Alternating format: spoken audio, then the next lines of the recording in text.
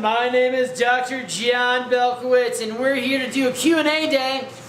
Q&A day. John Belkowitz, that's me. Hey.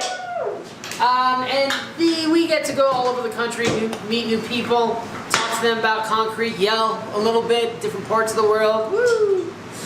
Sometimes we get to answer all the questions, other times we don't, and when we can't, we make sure that we get those questions and we get it back out to the public, but find it's a great time to get some more info out to you, because it's all for you. That's what we do. Our question, how does colloidal silica impact moisture movement through concrete for ASR? You know, I just did a question on using ASR and what type of alkali content it brings, and I mentioned that it's not really about the alkali content that it brings to the concrete, more so what it does for densification and moisture movement. And that's something that we see with colloidal silica. Not only we densifying the hydrated cement matrix in the body of the concrete composite as well as the interfacial zone, but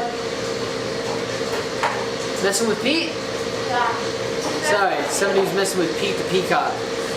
So not only do we get that arresting of moisture movement from densification of the calcium silica hydrate development that we get from the instantaneous pozzolanic reaction, but we also see a densification from particle to particle packing, and also because we have an accelerated cement dissolution, we have more densification, more development of our calcium silicate hydrate and use of our anhydrous cement, ultimately chemically binding our cement pore solution, changing it from a bulk state to a glassy nature.